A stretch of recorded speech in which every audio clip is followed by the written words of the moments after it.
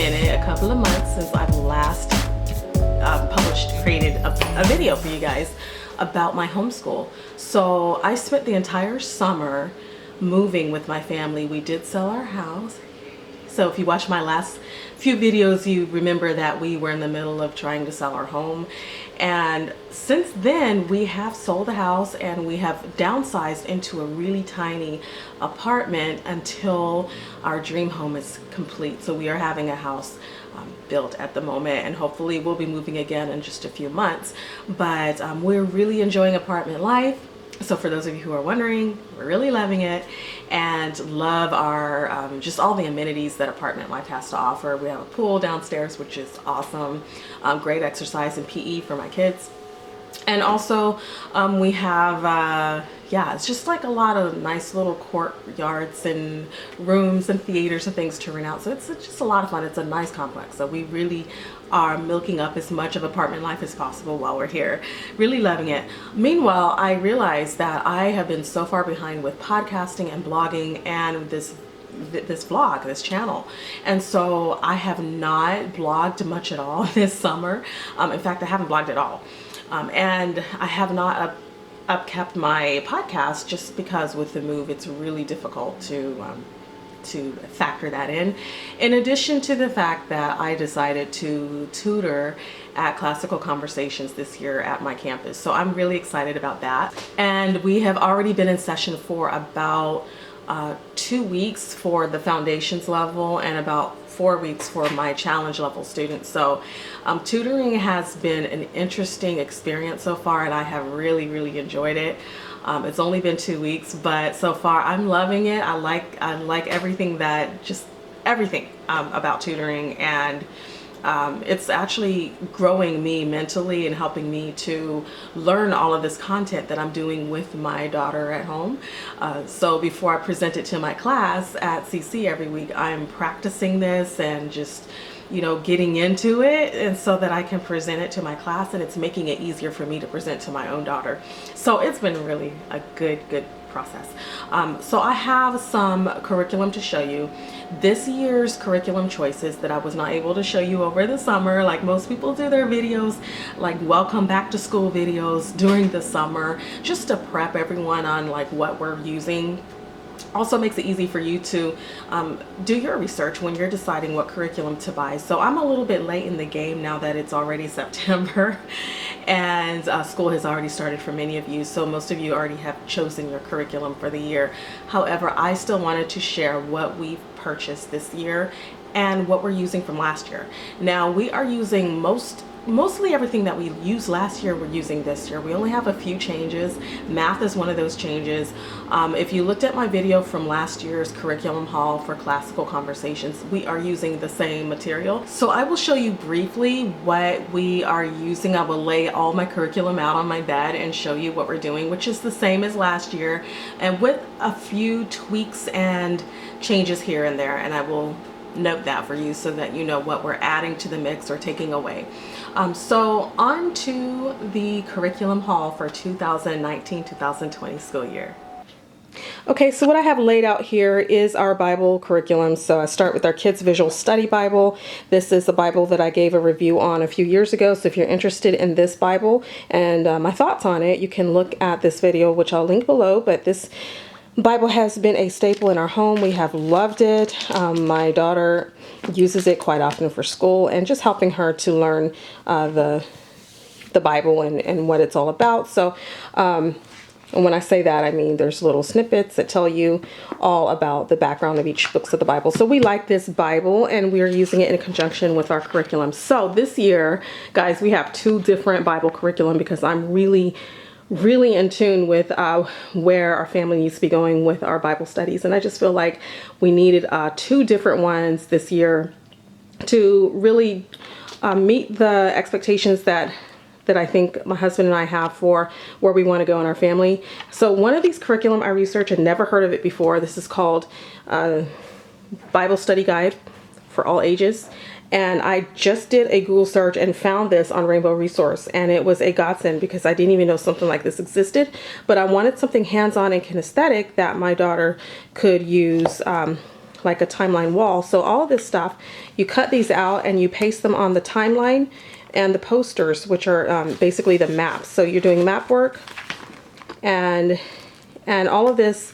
If you want a more detailed description of this, I can probably just do a separate video on it, but I really have been loving this, and I'll show you our timeline wall in a minute. It's not that great because again, we have just a limited amount of space to put up posters in our apartment, but I can show you that. And these are the Bible summary cards. So by the time, so if you want to catechize your kid, this is a great way to go. And by the time you go through all of these, you're catechizing your child. So like this would be the book of Genesis. Once they've gone through all of these, they will know what every book of the Bible is about by the end of this stack. So each week, there are instructions in the teacher's key to tell you, like, you know, which card to use. So this is the Genesis card, this is the Exodus card, and, you know, Deuteronomy, Numbers, and so forth.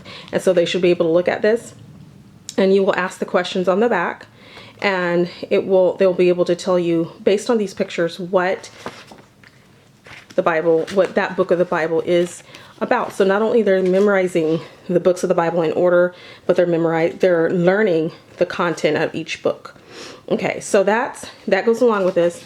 Also, you have the teacher key and the student pages, and basically the teacher key is just a copy of the student pages with the answers. But there's a lot of steps. I mean, if you want me to do a video on this separately, I can. There's a lot of steps to each lesson, but it keeps the kids busy. It keeps them kind of doing different things, circling things, underlining things, drawing figures in the timeline. So they get active. They go to the wall timeline. They use the timeline in their book. They apply it to their lives. They memorize things. They sing songs. They use these cartoon characters to help them understand the scope of the stories of the Bible, fill in the blanks, draw pictures, and it's just helping them. And so I needed something like that for my daughter, who loves just, you know, the activity of it all, rather than just me reading the Bible story and being done, like just having some activity to go along with it. So again, that is Bible Study Guide for All Ages. We also added in a curriculum by Apologia, and it is called Who is God? And this is the first volume of a series that Apologia has. So you can look up the whole series, and I think there's 4 of them in the series.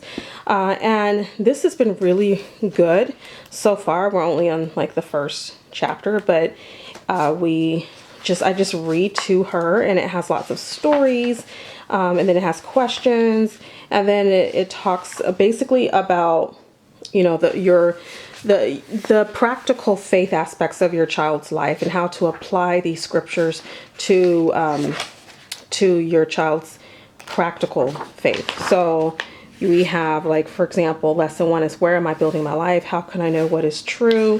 It's really about getting to know God. What is God like? Who are the Father, Son, and the Holy Spirit? God created the world. Why isn't it perfect? So very theological questions that you can start discussions with your kid. Why did God create me? Will God meet all my needs? Why does sin keep me from knowing God? Is Jesus the only way to God? So along with reading the content, there's also a notebooking aspect. You know, Apologia, they're always going to have a notebooking journal with everything. So this is a way to get your kids busy and hands-on. I got this one, I think, on eBay. So it was used, some of it, but I tore out the used pages and I'm left with the rest of it, which has been untouched. So that's pretty cool. But they can answer questions, and also there are places for them to cut and paste certain things, do crossword puzzles. So just activities that go along with the actual textbook. So I promised you guys that I would show you the wall timeline, and here it is. We weren't able to stretch it all the way out because we didn't have room for both, so I ended up stacking them on top of each other. But as you can see, it starts with the beginning of time, Adam and Eve, and then these are the stickers that my daughter will put on as we're learning about what's going on in the Old Testament. So there's the law and Moses, and then in 1000 BC there's David, and then of course this part is the continuation of the poster above it. Okay, so we have Jesus is here. He was born, and then he was resurrected just in that short amount of time. And then this is about him coming again, being ready for his return, where we are today. And then, of course, your child's name. And then we don't know when he will return. So then there's the heaven. So I like that. And then here's the map, which you probably can't see very well because we have a keyboard here that blocks the path. But like I said, we don't have much room, so we're working with what we have. But we are mapping every week. We put in like the different places of on the map. So we have that. And yeah, and these are pretty big. So I think I get the bigger size posters. What I didn't show you guys was that on our wall we also have chore chart and an obedience chart. I'm only using it for my 6th grader, and it's just kind of a character building. So we're working on character building this year, and it's, you know, it's just something that I've added to the mix that I printed out myself and created and put it in a little plastic sleeve with little check boxes. So if you're interested in that, I can do another video on how I'm doing that. But it's not, you know, anything major. It's just something that I felt like was needed in our home, along with Bible, also developing and training the character of our children. Okay, so I'm gonna show you my CC stuff real quick. And again, there is a video on my complete CC haul from last year that I will link below, and it will give you the majority of the information that I'm showing you as far as these books and what I've gotten. The only differences are going to be the IEW materials, but everything else is pretty much the same. So I'll start with our timeline card. So we are studying the medieval period this year in Cycle 2 in CC, but I do have all the cards. So there would be ancient, medieval, and then modern, and there's 4 stacks of these. So go back and look at that video to see what that's all about. I did add on classical music for dummies because I'm tutoring this year, and so this is useful for me. It's not so much something I need to do at home or bring to foundations with me. This is just for my tutoring purposes. This is something that we use every week. In CC during science, we utilize a lot of these experiments. So I use this not only as a tutor, but sometimes at home with my daughter. This is something we use at CC as well. We do a couple of these projects, not all of them, but we do a few based on the time period we're studying. So we will be using a little bit of this during community day as well. And if I want to do extra, I can always do more at home because these are fun fun art projects. Same thing for drawing with children. This is more or less my resource to read and to study. And it helps me to learn how to teach my daughter how to draw. And I love Mona Brooks, and they're one of our sponsors actually on my podcast at Christian Homeschool Moms Podcast. So I really enjoy drawing with children. And you see I have my stickies here because I do use this book. So this is something I use to help me to just really relax into teaching art with my daughter. Foundations Guide is the center and core of the Foundations curriculum. So this year we are on Cycle 2, which if you flip over into the middle, that's where we are now that we're done with Cycle 1. And all of our content that we're learning this year is here, all of our memory work. And we will be working on that this year. So this includes memory work for grammar, Latin, math, science, history, and geography, plus a timeline. And I did say grammar, plus a timeline and science. So these are all memory work. And then, of course, in addition to that, we have other things that we're using, other curriculum that I will show you soon. But this is for our memory work.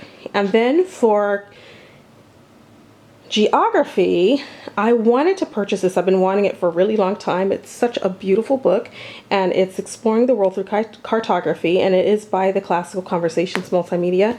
So as you can see, this is so beautiful, so beautiful. And it just kind of explains the background. It's not just a book on cartography, but it also explains a lot of things about the country and the history of how things came to be. So I just think it's such a wonderful resource to have on hand when exploring the world together with your kids. So I went ahead and got that this year. The last thing I want to show you when it comes to our CC materials, besides, let me show you this real quick.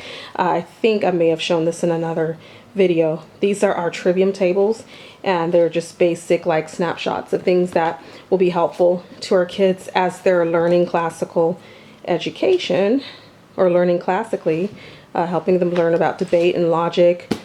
We have one on the 5 canons of rhetoric, so that's a good one. This is the math Trivium table. That's been really helpful.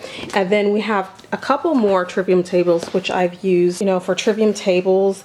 And then she has in her essentials binder, she has her pencil pouch, and then she has, you know, all of the charts that we're using. This is our grammar program essentially, so everything she will need to learn about the different parts of speech and how to apply it in the English language is what we're covering in essentials during community. So I do have a video just on essentials, so if you want to check that out, that is exactly what we're doing for our grammar.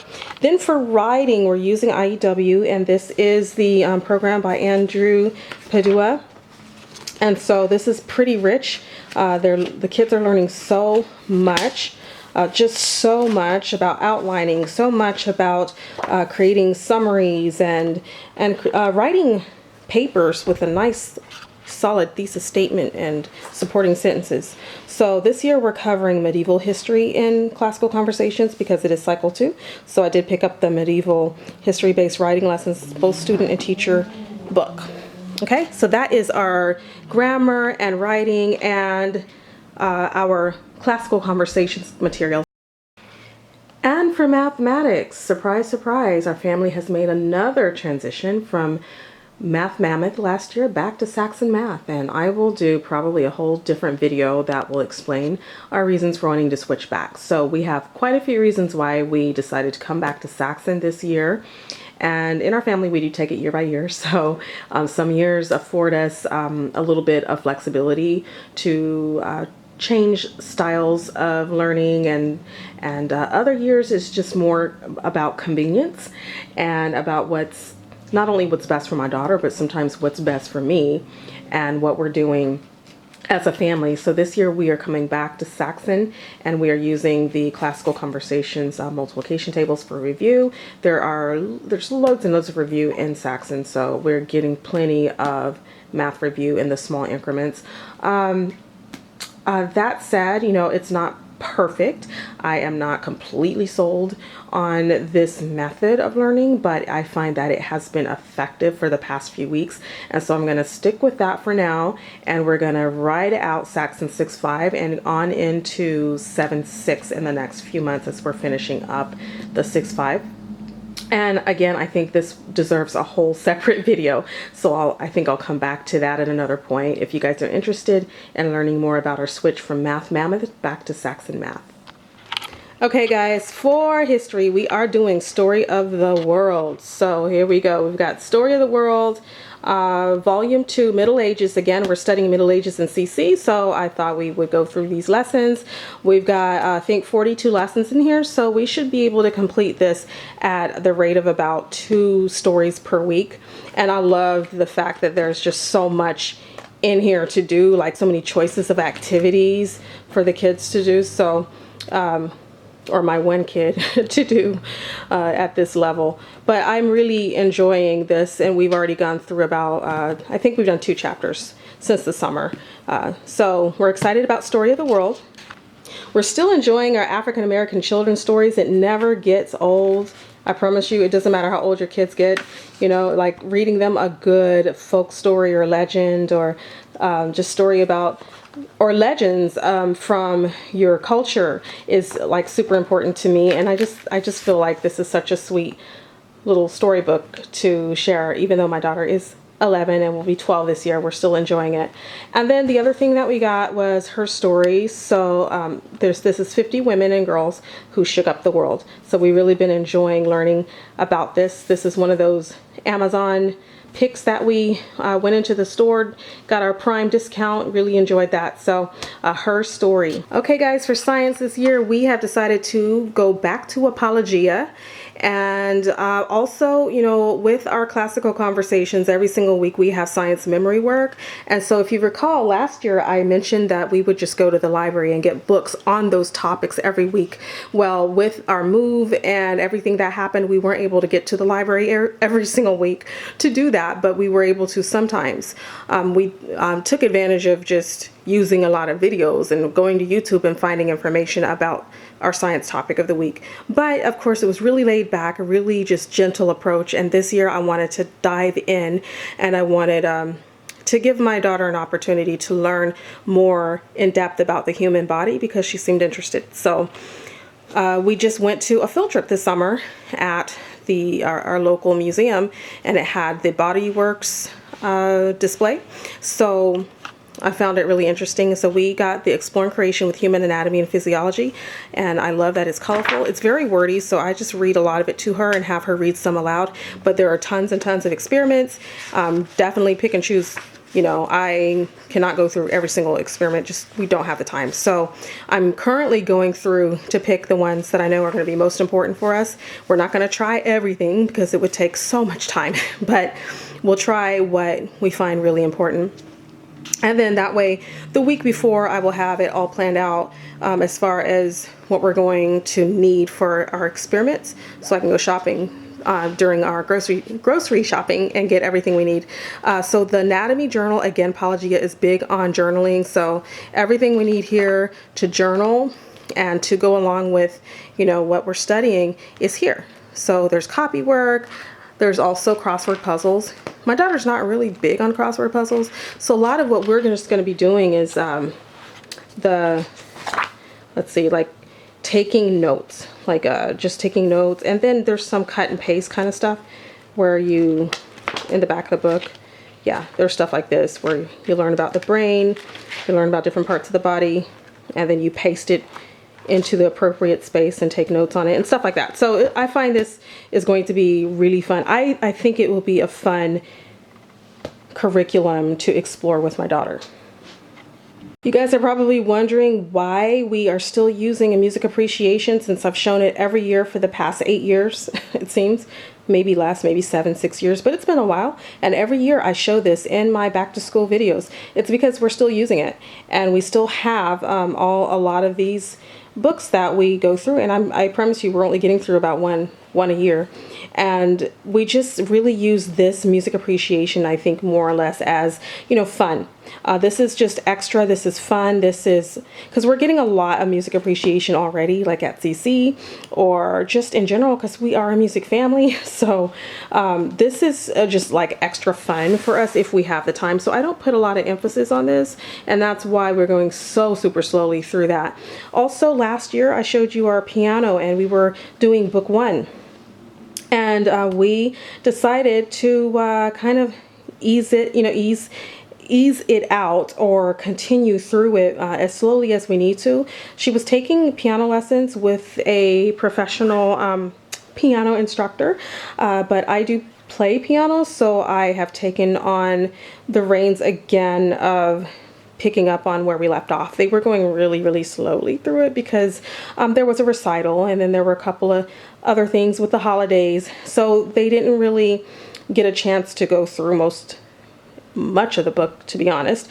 And I really thought it'd be great for her to get through this level. But at the same time, my daughter has found some awesome music channels on YouTube that teach how to play songs on the piano. So she's been playing a lot of really complicated material that I can never teach her. So, which is beyond this level. And I'm just thinking this will just be like extra for us so that she can learn theory. But in essence, she has a gift to play by ear and just to learn to practice and copy, just copy what she's hearing and seeing and play it. So she's been playing a lot of Disney songs, and yeah, I should probably do a video showing her playing at some point if she will let me do that.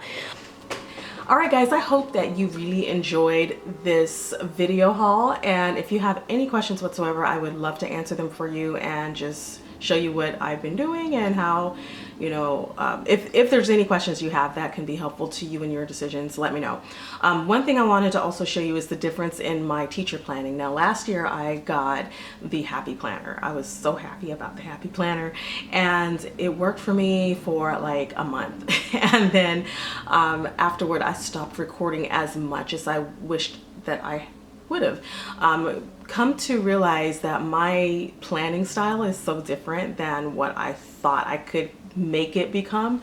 So I'm more of a Google Sheets, Google Docs kind of gal. No matter how often I try to get all my plans down in an official planner, what happens is I end up using the planner more or less for record keeping. So this year, I am still using my old Happy Planner for record keeping only, record keeping purposes. And I just slide my records into that planner, but I'm not using the planner. What I'm using is a $1 section or $3 section planner I got from Target. And it just says Teach Your Life on either side. It was $3, and it is very, very basic. And all it does is, I mean, it's essentially for like public and private school teachers. So it gives you like a seating chart and all of that, which I just, you know, ignore. And then I just flip it to the side I need. Sorry, I'm flipping this back and forth here. Here we go. So here's an example of how simply laid out this is. So it's just the blocks available for you to write in your subjects, and it has the days of the week. That is it. I mean, it's really quite simple, and that's pretty much all I need to write down my thoughts. But in general, most of my deeply detailed planning is going to happen in Google Docs or Google Sheets. So I do have a Sheets layout for how I've planned this semester, and I can show you that in another video if you're interested. But that's going to be a lot more detailed, and because I take it with me everywhere and it's on the cloud, it's easy for me to access and just type in new ideas I have for the week. I also have a planner for my CC tutoring at Classical Conversations, so those two things are kind of housed in the same sheets, so that I can just click on one tab for my homeschooling and for my tutor planning and any materials I need and so forth. So that keeps it a little bit more organized. But if I just need to write down as a record as to what we've done, or I just want to just physically write it down, I can use this $3 planner and it works just fine for me. So that's how my planners have been going. I think that is all that I have to share with you on this video. I will try to come on more regularly now that we are a little bit settled in this home, and try to get up to speed with more videos for you guys, because I do want to share. I have a lot to share with you, and I just want to get it out there before it's time for me to move again and we start getting busy with packing once again. But I have a lot to share. Let me know what you want to hear from me, what I can share that would be helpful to you in your homeschool journey, any questions you have, anything you want to look at more in depth or more closely. I can do videos on just whatever you would like to hear about. Okay, so that's all I have for now, and thank you so much for watching, and I'll talk to you guys later. Bye.